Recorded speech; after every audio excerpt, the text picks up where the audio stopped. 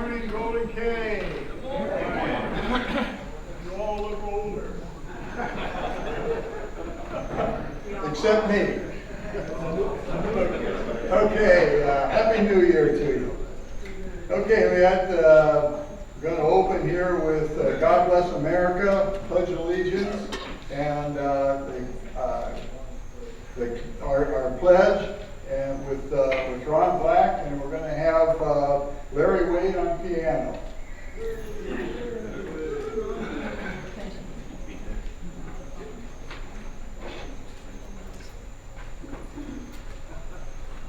Good morning. We're glad that you're here this morning, and if you're joining us online, you can join us too. Let's sing it from the heart, shall we?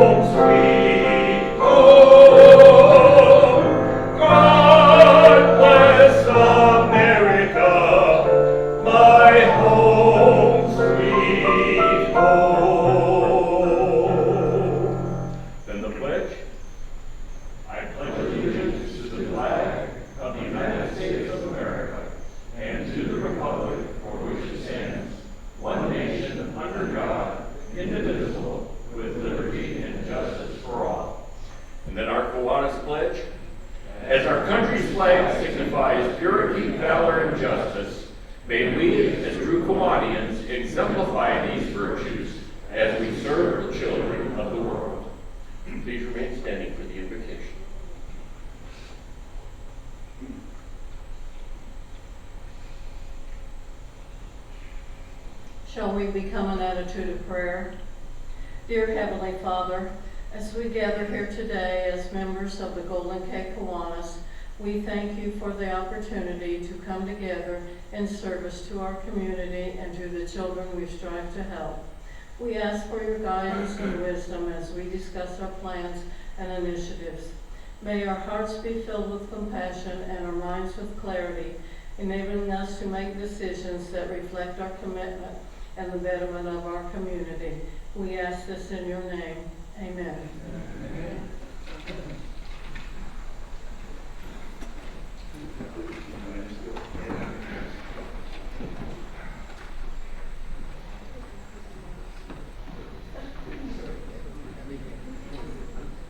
Quick announcement. The coffee machine is fixed and there's coffee available. Good morning, Golden K. I'm happy this morning to introduce Tanya Melendez from the Good Samaritan Inn as our guest speaker. Tanya is originally from Kalamazoo, Michigan, and currently resides in Decatur, Illinois with her husband.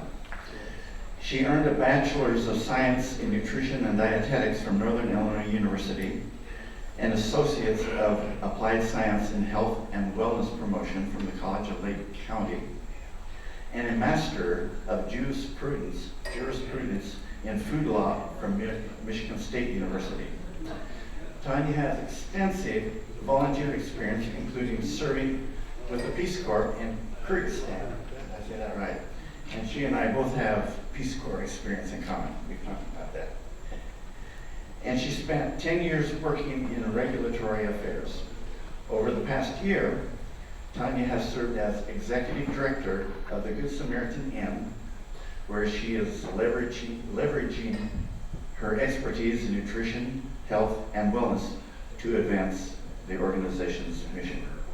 Let's give Tanya Melendez a big Golden K welcome.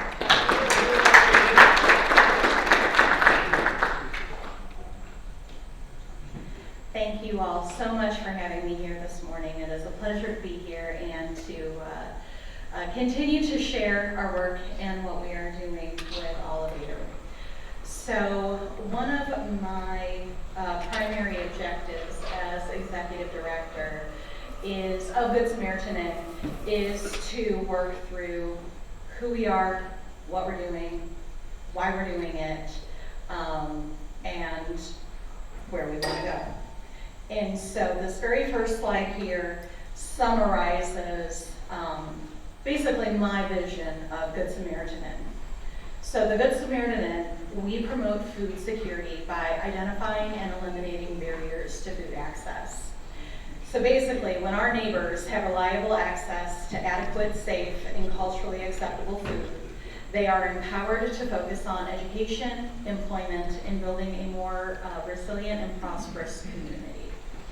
Food secure individuals experience better health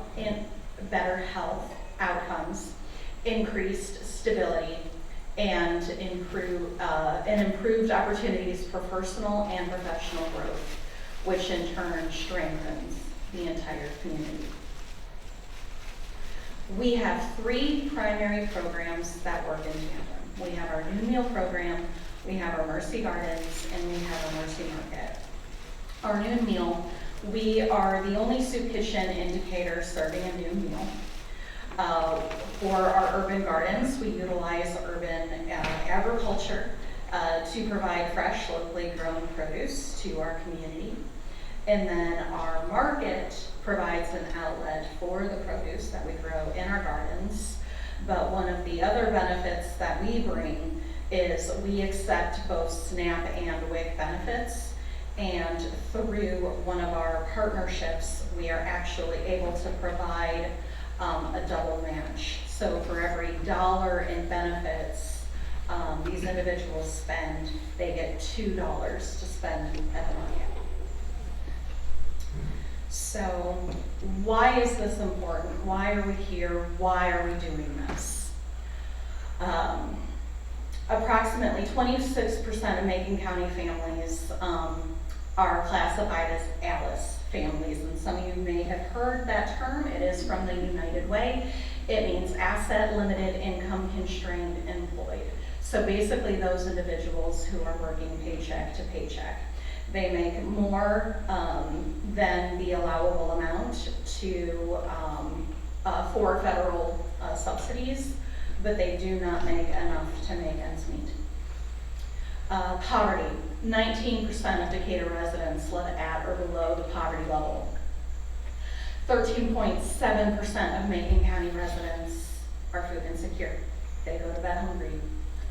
And approximately 8% of Decatur households do not have a vehicle and live more than a half a mile from the nearest grocery store. So this is why we do what we do every single day. So our noon meal, we serve 365 days a year. Since we opened in 1982, we have served over 2 million meals. And just last year alone, we served over 77,000 meals. That number has grown significantly since 2023. From 2023 to 2024, we saw a 29% increase in the number of people we serve. And so to put that into perspective, our previous baseline was right around 50 to 55,000 meals annually. Our new baseline is now 75, 77. So our gardens, one of the most exciting things that we have happening right now is last year alone, we were able to harvest over 84,000 servings of produce that we were able to provide to the community. Over 8,000 servings of that produce we donated. So we have partnerships with Catholic Charities, Salvation Army, Northeast Community Fund to provide this produce at no charge to them. And then, of course, the city of Decatur generously donated 5 additional acres of land that enables us to expand our gardens. So just to put this into perspective, that 84,000 is what we were able to harvest on approximately an additional 2 acres of land. So we still have about 3 acres of undeveloped land that we still have the ability to plant on. When all 5 acres are fully operational, we expect to be able to serve over 200,000 servings of produce back to our community. So a little bit about us and how we are funded. As many of you may have heard, either through a letter in the mail or possibly on WAND or Herald and Review, we do have a shortage of funding in current state, but this does give you a breakdown of where our current funding primarily comes from. I believe that number is 49%. Oh, it's kind of cut off. I do believe it's 49 though, come from corporations, foundations, and other types of grants. Approximately 32% come from donations from individuals. We have historically needed to take about 10% of our funding from our savings every year. And through fundraising, sponsorships, and interest, that was right around 3%. And then about 1% of our income comes from the sales of our, from our Mercy Market. So, our 4-year vision, where do I see Good Samaritan in the future, and how are we going to get there? So, our budget. In order to make all 5 acres fully operational, in order to sustain the proposed growth within our noon meal, right? So we've already seen a 29% increase. We do anticipate that number increasing. Over the next 4 years, we are projecting a full, an annual operating budget of $1.2 million. This is coming from, we expect that we will be at around over 100,000 meals annually, just based off of history as well as the current administration. Unfortunately, in 2023, that 29% increase came at the time when the previous administration cut SNAP benefits back to pre-COVID levels. That was the reason for the increase. So now with the proposed cuts to SNAP and the additional requirements, we do expect to see a continued increase. With our Mercy Gardens, like I said, in current state, we are planning on about 2 of the 5 acres that we have received. In order to plant on the full 5 acres of land, we will need to hire additional personnel to manage and maintain and plant and harvest. And then for our Mercy Market, we have already seen a benefit from the market that we have created. And so just this past year, we have started a winter market. And so we also want to have an additional market location at our garden site to invite community members on site to look at our garden. But then also, right, see where their food is being grown and how it's being grown and how it's being maintained. And so, again, just increasing community access to healthy, nutritious food. So how are we going to get here, right? As you all know, we are already facing a funding struggle, and that's just to get us to our current operating budget of $164,000. So how on earth are we going to be able to get to 1.2 million? Well, first step is partnering with professionals who know the industry. So we have hired a grant writer, and we have also hired an accounting consultant. One of the things about grants is that they have very specific reporting requirements and generally very specific application processes. And so working with them to understand what we need in order to be a competitive applicant. Second of all, we need to establish organizational goals and objectives, right? This is a very great start, what I have come up with, but it still is not a long-term plan for the organization. We need to create an electronic reporting system. So again, going back to the funding requirements, we need to be able to have the data and the reports that we can send to funders, that we can provide to stakeholders. As John stated, I worked 10 years in regulatory prior to this particular role. And in that role, I learned just how important reliable data is, but also how to communicate it in an effective manner. I have built, implemented, and maintained 3 databases. The problem is, if I were to create the systems that we need, that is not sustainable for the organization. It would mean that if I were to leave, something were to happen, there would not be anybody in place, there would not be any systems in place in order to maintain those systems, which is why we need an outside party to manage it. Intermediate goals. So, first goal, building systems. Second goal, applying for funding. Third goal, okay, now we need to engage the community. This is both through our patrons as well as the community, right? This 5 acres of land is one 5-acre parcel in the middle of the Old King's Orchard neighborhood. So if we want the gardens to succeed, we need to be able to create channels of communication for the community so that they have a means of providing their feedback and providing their input so that we know what they need, what they want, and if they have questions or concerns, we can work on addressing them.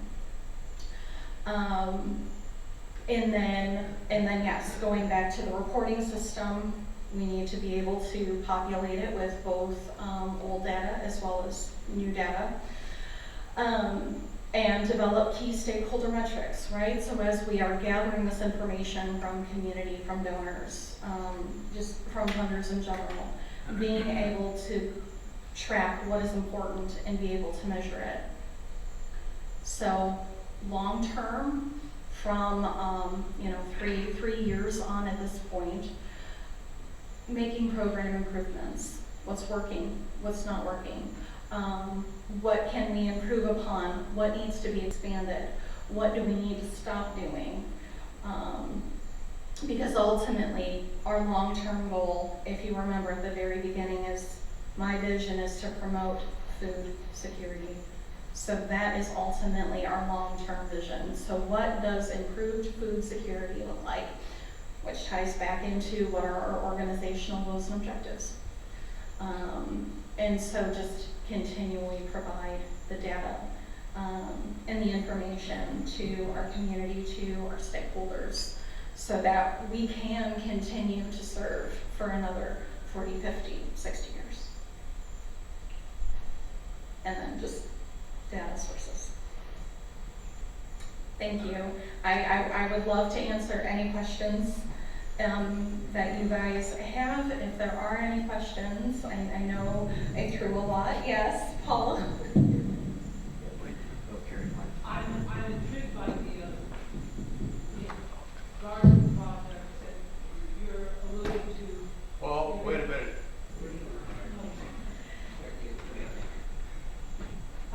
I'm intrigued by the gardens that you've established. And I know that you advertise for volunteers for serving the daily meals and so forth. I haven't seen much, and I wonder if that's a way the community could help in reducing costs, is to get volunteers in. So many of us love to garden, and I would think that would be an excellent opportunity to tap into that channel in the community. So maybe you could talk a little bit about how you see volunteers working through that. Sure. So we have historically reached out to volunteers for help. The primary issue that we run into is that if it's too hot, they don't want to come, they don't want to work because it is too hot. Well, the work still needs to be done. And so this is why we have needed to rely very heavily on paid workers, so that the work can still be finished even when working conditions are not favorable. One of the other concerns that has been brought to my attention is how did slavery start?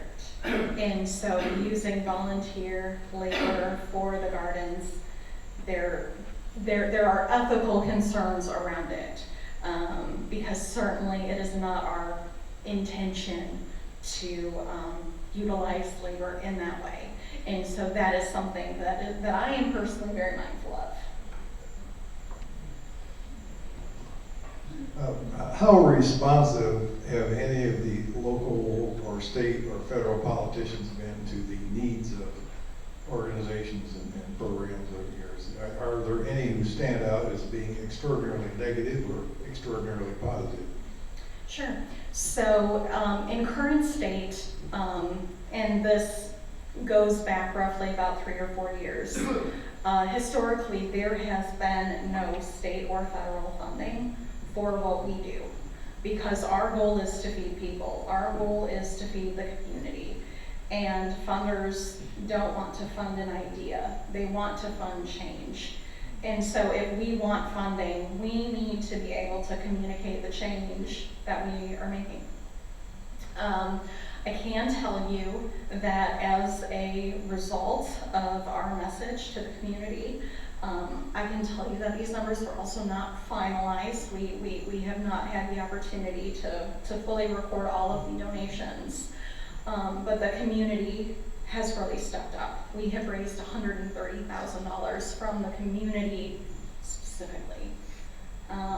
Most of those being individuals, some being anonymous, so I don't know if they are corporations, I don't know if they are individuals, but we have raised $130,000 toward our goal of $410,000 so far.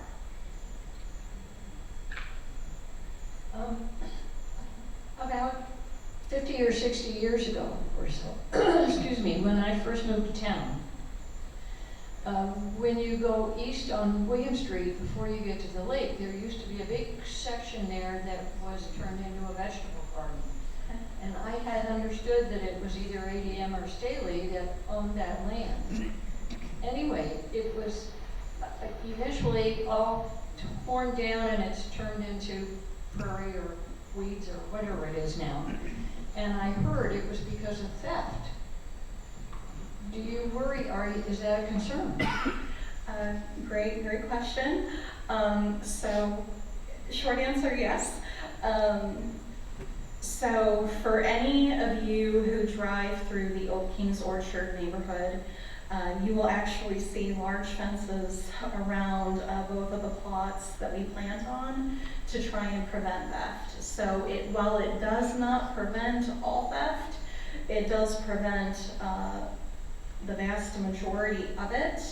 And on the one area that is not fenced, we have actually made the decision to not plant on that area this year because that is the area that we did receive the most theft from. So the issue isn't so much the theft itself, it's that in order to receive funding, we need to be able to track numbers, right? So we need to be able to know how much we're planting, how much we're harvesting. And if things are stolen, those are numbers that we no longer have. And so that is the larger concern. Our initial goal is not to make money off of our gardens. Our primary goal is to feed our community. So it's not so much the theft, it's the fact that we don't have a means of tracking it. We will gladly give the produce away. We will gladly do it because that is our goal, that is our mission. But we do need tracking, and for that we do need to minimize theft.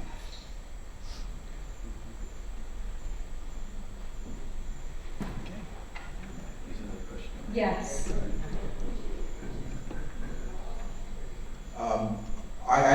for how long you've been doing the cold lunches? Is that a couple years? The sack lunches do predate me, so I do not know the Okay. date that they started. Okay, but I guess have you found that that has increased or decreased your overall costs by doing that? Or is that something that you have any data on or no? Because Yeah. I was surprised at how many people take the cold lunches when I've worked down there. Yeah.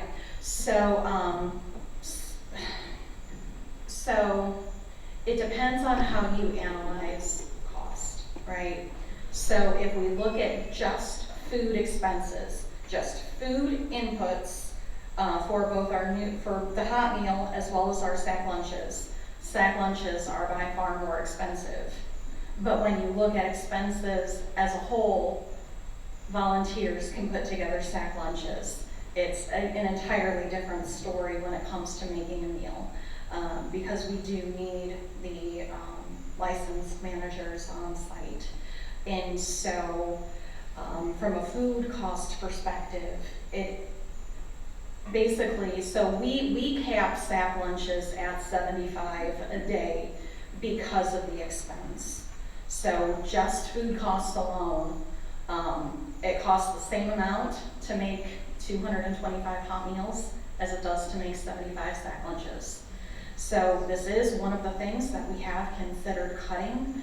It's just one of the reasons why we hesitate is because the majority of the people who eat our sack lunches either have an allergy to what was made, and so this still gives them a meal. In addition, we have a lot of individuals who are working and they don't have time to come in for a hot meal and sit down to eat when they're on their break. And so the sack lunch gives them the opportunity to come in, take a meal, go back to work. I have a question. I noticed when you did your pyramid at Yeah. first thing, Yeah. the bottom of the pyramid Yeah. said 26% of people earn too much money, or earn. Yep. But they're above the poverty level, Yeah. but can't afford their basic needs. Yeah. Is that correct? That is correct. So how do they determine what the poverty level is if you're working? So the federal minimum wage, right, so the minimum wage in Illinois is $15 an hour. The federal minimum wage, I believe it is $7.25. Please do not quote that number, but I do believe that that is the accurate number. And so the problem is that poverty wages have not increased at the same rate as inflation. And so because the federal government has not reestablished a new baseline for minimum wage, what is needed, we now have this gap. So yes, the $15 minimum wage increase in Illinois does help, but it still does not change the fact that there are individuals who are working and living paycheck to paycheck. And so if they have an emergency car expense, an emergency medical expense, if inflation increases and their wage doesn't, that is how they teeter on the line between asset limited, income constrained versus poverty. Yeah, but from what I've read, Decatur has one of the lower cost of livings, at least in the state of Illinois, and maybe in the majority of the country. So that 26% if you get up in the northern part of the state, that could be up to 50%. Is that correct? I cannot speak for the northern part of the state. These numbers are specific to Macon County and Decatur specifically, so this area. The data that I have, so I do believe the Alice data was from 2022. Poverty, that was just from the US Census, so that was 2024. Food insecurity was USDA, I believe that was 2023. no, the food desert was 2023. Food insecurity, I think, might have been 2024. So just to give you date ranges of the data. A couple comments. Yes. One is, sack lunches started during COVID, because they couldn't let them come in, so they opened that window and started sack lunches so they could still provide the meals. And I can't remember how many years Golden K's volunteered there, but I don't think we've ever had any sack lunches left over, so that might tell the need that you're talking about. And another item is it not true that anybody can come to Good Samaritan Inn and have lunch? Yep, that is correct. So we are a no questions asked facility. If you are hungry, we will serve you a meal, regardless of income, race, gender. If you are hungry, you will get a meal. And so this is something that we have operated, as far as I know, from the beginning of the Good Samaritan Inn. This is not something I am about to change, because again, my background in nutrition and dietetics, food is a fundamental need, right? Everybody needs to eat. This is not optional for people in order to survive, in order to sustain themselves and their families. And so we will need to look at what, not necessarily a modified approach, because we will always be a no questions asked facility, but we do need to start collecting some data from our patrons. So again, we have data that we can then report back to our funders on. And historically, I'm talking about years ago, we used to see construction workers and others come in to eat with no questions asked, but my comment on that is, you can't judge a book by its cover, but you can also tell who you're working with, and you don't, or at least we don't see that population coming through quite as much as we used to.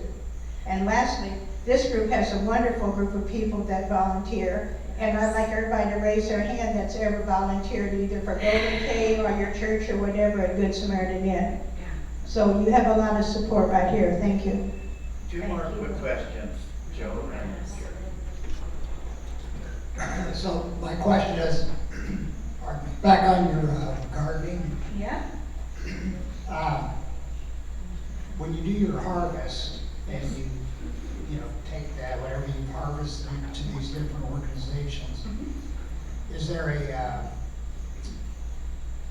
is it inspected? Is there a process you go through, or you just merely harvest it, take it, and whatever's good is good, and if there's some spoilage in there, that gets discarded? I was just curious. Sure. So so keep in mind that our planting and harvesting is all done by hand. So much of the produce that would be bad or spoiled would not even make it into the collection bin, because it is all harvested by hand and is inspected at the time of harvest. We did actually receive a grant from the USDA for $350,000 for infrastructure costs associated to building out the gardens. And so one of the line items in that grant is a wash and pack station. So historically, it was harvested, basically put in crates. We have plastic crates that we put it in, and then that's how we transport it to the various locations.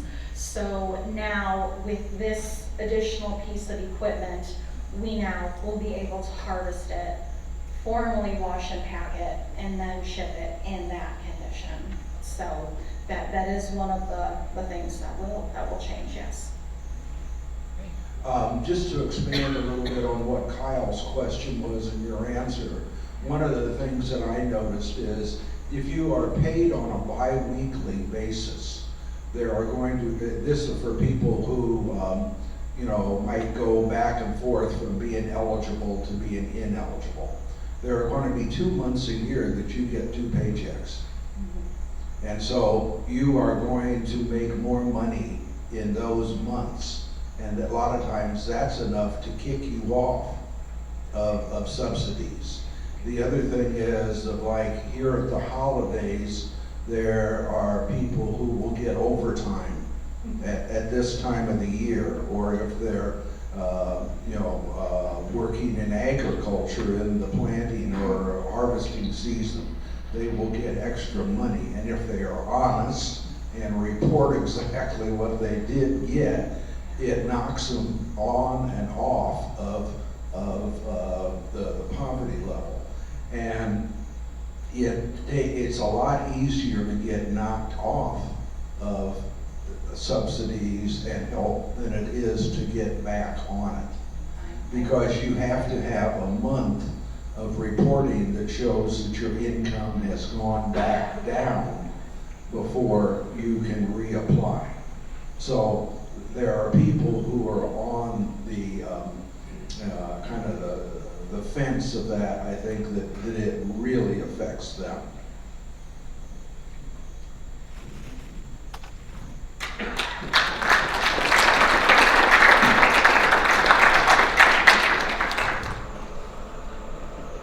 Thank you, Tanya, so much for your dedication and your hopeful message.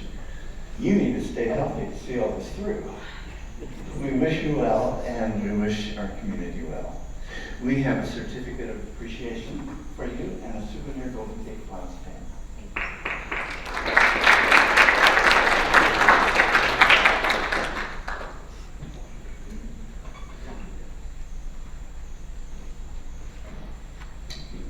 Okay, I'd like to say a few words about David McClade, who passed away on December 16th of last year. David was born on November 11th, 1936 in Decatur, the son of Joseph and Nellie McClade. He married Beverly June Blazer on June 17, 1956. David retired from Caterpillar Company in 1999 after 43 years of service. David was a member of the Mount Zion United Methodist Church and the Golden Gate Kiwanis. Beginning as a child, David was involved with the Salvation Army, where he began to play trumpet. Music and singing were large parts of his life. He enjoyed golfing and was an avid Chicago Cubs fan, attending spring training in Arizona for many years. David was a faithful, loving, kind, and giving husband and father. David joined Golden Gate Kiwanis on July 19, 2000. He participated in service projects over the years and presented with the Legion of Honor Award in 2025 after 25 years of volunteer service to children. David also served as the birthdays and anniversaries chairman until Kevin Cleary volunteered to take the position. His family said he loved the Golden Gate Kiwanis and loved doing projects and that helped children. He said when his time to pass came, he wanted to be wearing his Golden Gate Kiwanis badge, and he was, and he did. We do have a basket here that you can contribute. One of his memorials was to his church and also to Golden Gate Kiwanis. So we'll be passing a basket around each table there. Maybe it's already on the table now. I guess it started over here. So anyway, I wanted to make that announcement.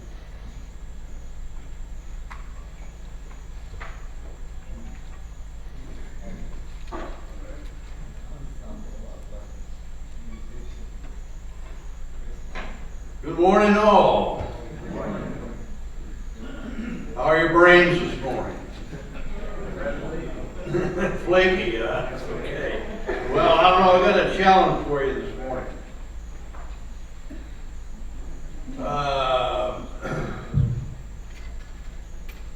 start with the word, Gary? Okay.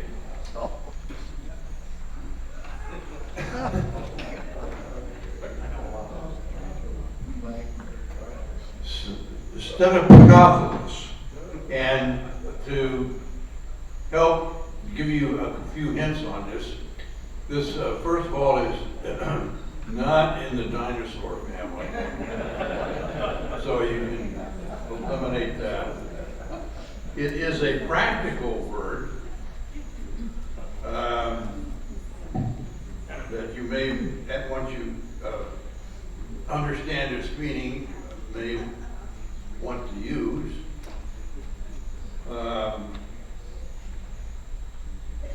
Let's let it go at that. Now we'll see what your thinking is about it. Can you pronounce that again for us? Yeah. Stenopagophilus.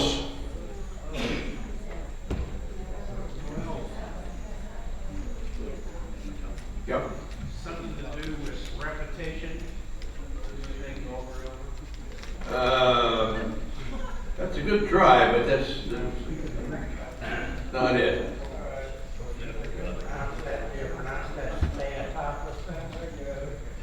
Stay on top of stuff.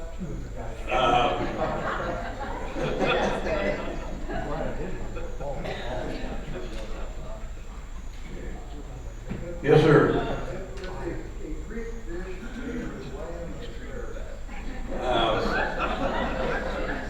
Well, that's not the answer, but that's a good try. So, yes. Remain stationary for a certain period of time. No, we're getting kind of further away here. I don't know. Yes, sir. The virus that causes strep throat. Oh, no, that would be, that would be a good name for that, wouldn't it? Yeah. All right, I think we're going to have to give it to you here. Jerry. Oh, okay. You got it. Yeah, the Croatian recruit that's coming to Illinois next year. All right, well, let's it's an excessive accumulation of fat in the buttock.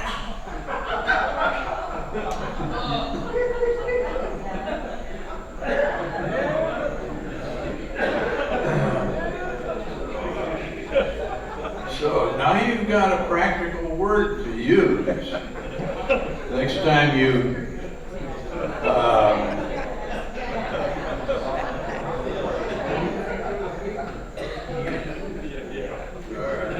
so make note of that. All right. Okay. Wait a minute. Are you suggesting that it's a bad thing? No. Purely descriptive. Yeah, it's just a good word to use. All right.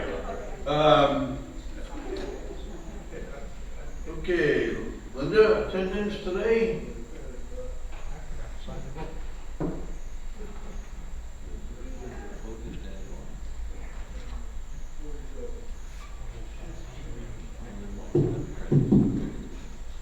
We have 46 members present today, 2 guests. Kevin Hale is here. He sponsors Marty Williams, and he turned in an application and a check today. And Paul Foster was here. He usually leaves about 10 o'clock to visit us again. Meals on Wheels, and he loves visiting us. And 1 speaker for a total of 49.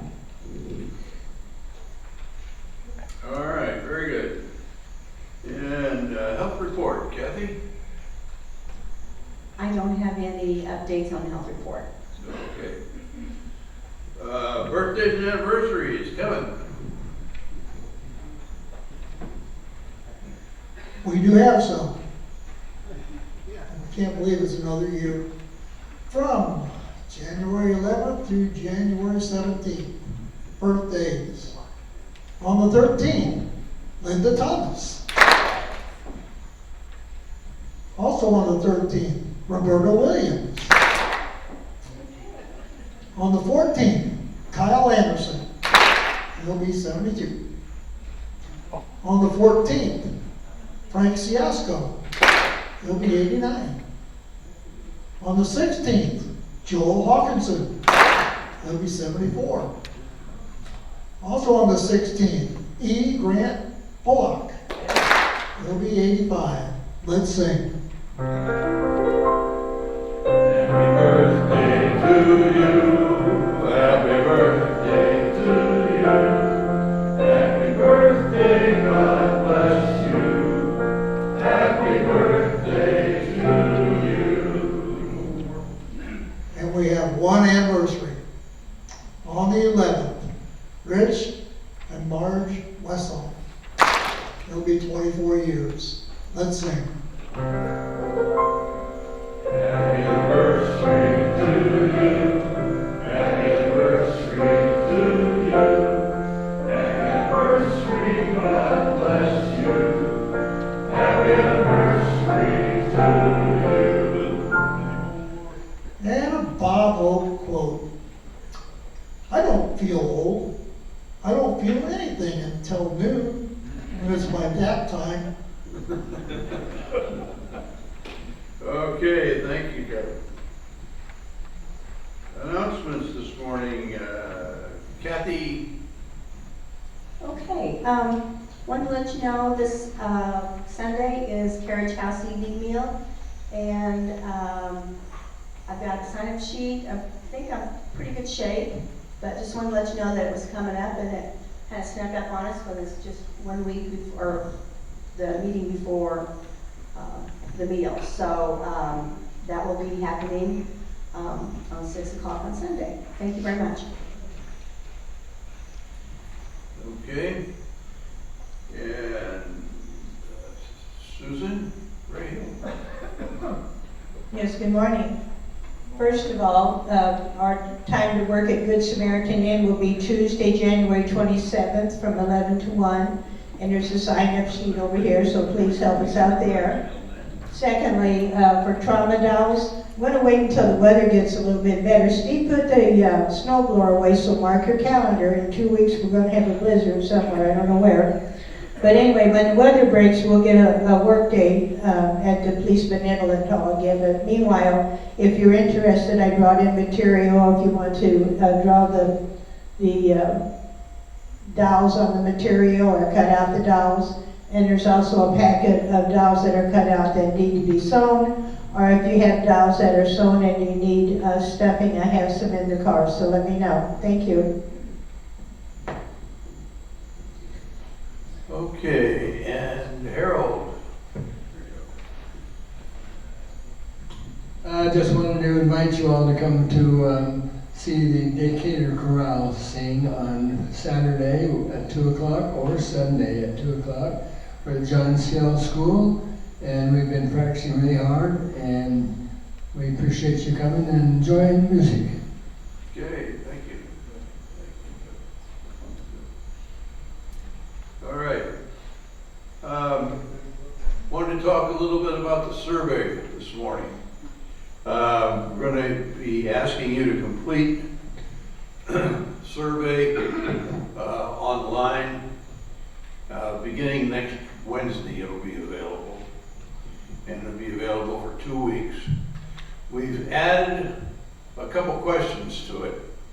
Well, okay, here's the link up here. But quite frankly, you don't need to worry about that, because we're going to send it to you in a couple different ways so that you get it and can just copy it and paste it. Because nobody expects you to write one of those things down. My gosh, be here until noon. But we did want to show you the couple of questions that we've added at the end, so that when you get there, if you saw the bulk of the questions the other day, that you won't be wondering where these came from. And let's see. So this is the new question 22. Below are some current fundraisers and asking you to indicate which ones that you have volunteered in. Okay, then the next question, about how many hours do you think you put in on those different projects? And then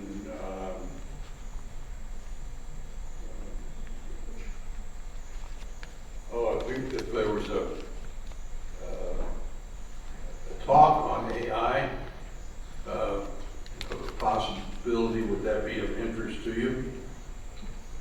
And then our final question, which we just moved further down the line. Now that you finished this, how are you feeling about it? Okay.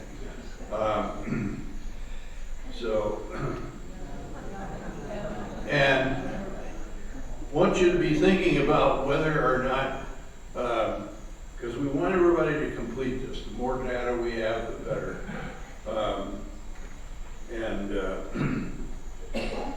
I think you can understand, you know, if only half of you do it, when we look at the data, it's going to be really of almost no use to us.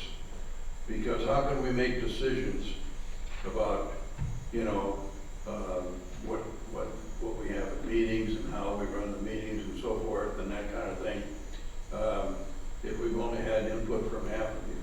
So please really think about making this a priority. And if you know that you're going to need some assistance in doing this, you know, because of, you know, your lack of comfort with computers and that kind of thing, which is fine. Don't, you know, don't be embarrassed about it. I mean, but let one of us know so that we're going to have a help session. We'll work you through it. And, you know, but we need to know you need help, okay? All right, so that's really important. Are there any questions about the survey that I can answer?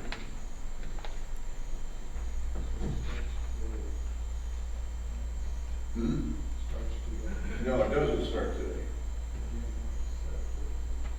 Well, we're announcing it's the 7th, but it starts next week. It's not available until next week. Okay. All right. Okay, so we've got a guess who the Kiwanian is for you this morning. And let's see, this person, I'm going to start with their most annoying habit. According to this person's spouse, their most annoying habit is turning the TV on and then walking out of the room.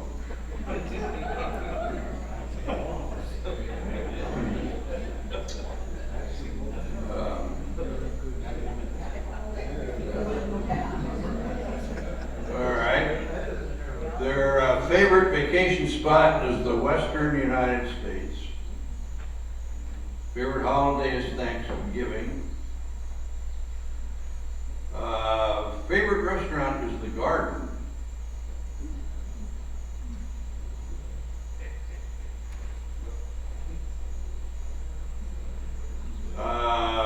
Most famous person that they have met is Barack Obama.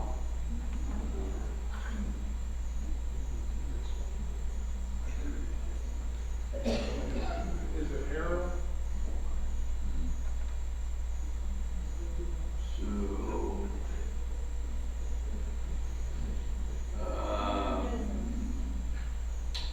their most favorite food is roast beef dinner. The thing that drives them crazy that other people do are people who drive on their, right up on their bumper.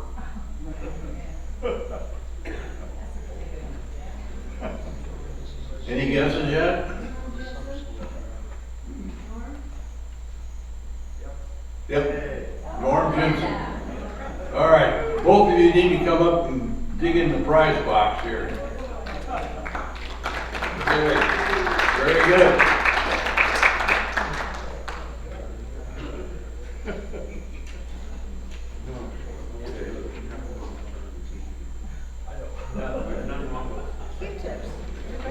All right, Tom, I think we're ready for you.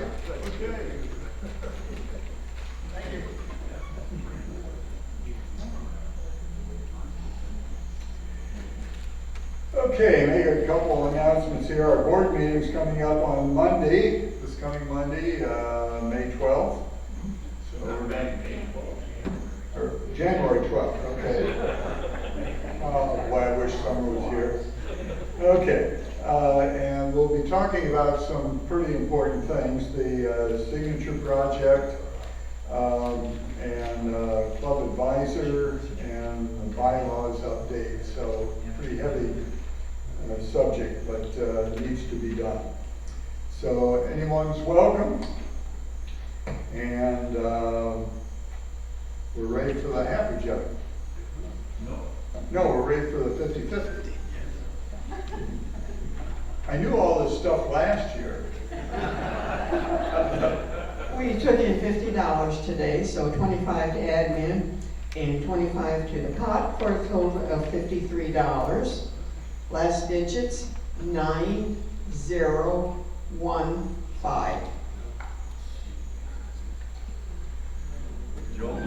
Looks like Joel. Not me. Okay, Joel. Three hearts. We do not have a winner. Three hearts. Missed it by that much. Thank you for playing. Sure. Thank you. And is the queen in there? All right.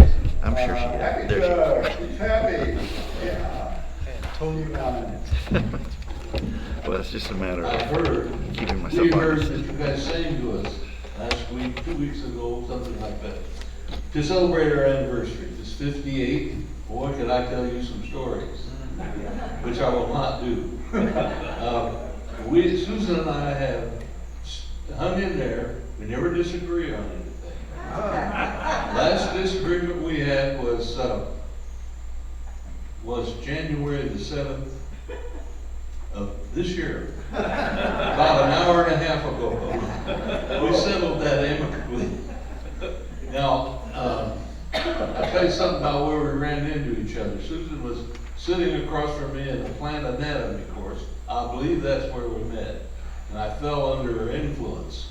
Now, go forward a whatever period of time. Now we're in an animal physiology course where I came to admire her ability in surgical operation on the patients we had in that class. She's an excellent operator. That's it. And we also have saved a lot of money in that time. So we're taking our total savings from our savings account and put it in the jug. $2.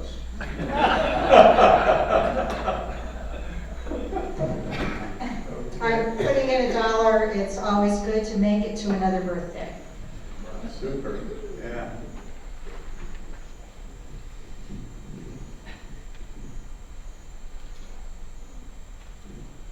I've got $1 for listening to Steve's wonderful lie.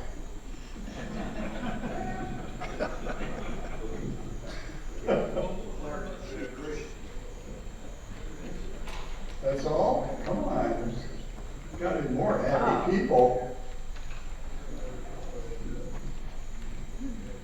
You see that Illinois State game? Missed it by 1 point. Oh man, that was exciting. They both, I think, were equally talented. I'm Just didn't come out on top. gonna fish in my pocket and get $1 because I had a lot of vacation with my grandkids this holidays and I'm still not sick. So I'll get it out. But you got to be with your grandkids, that's good. I don't want to hear a word from any of you. I'm happy for my Indiana Hoosiers. We're all Hoosiers this week, so put your hands together. Yeah. Coming up Friday. And I'd like to put $1 in the jar for Marty. He he's sponsoring me, and I'm very proud of that. So if I do anything wrong, hit him, don't hit me. Thank you. Okay. Tom, Okay, Kathy. $2. Welcome to our speaker, Tanya. Glad you're here.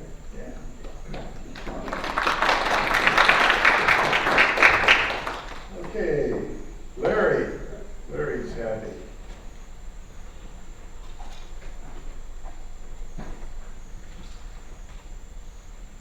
I'm happy to announce that my son who's in the Air Force, Preston, is going to be home the 18th. He's living in Guam right now. Very good, very good. Any more? Okay, thank you. Let's move on to our storyteller, Jerry Pelz.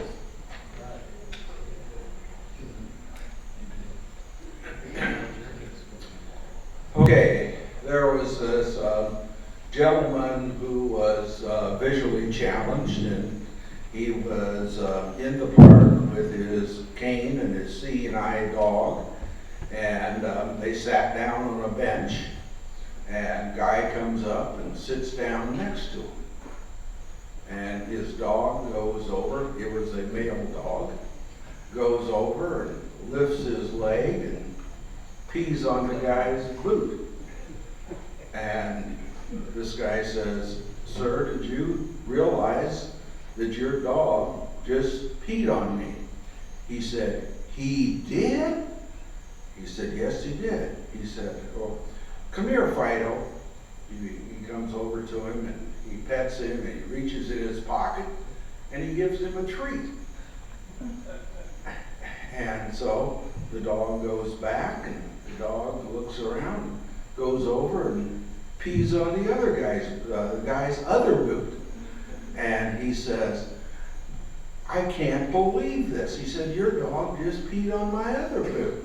He says, "Come here, Fido." He comes over and he pets him and he gives him another treat. He said, "Why are you encouraging this dog's behavior when he is, doing these horrible things?" He said, "Well, I'm just trying to figure out which is the setopodus posterior so I can kick him in it." Did I say that right?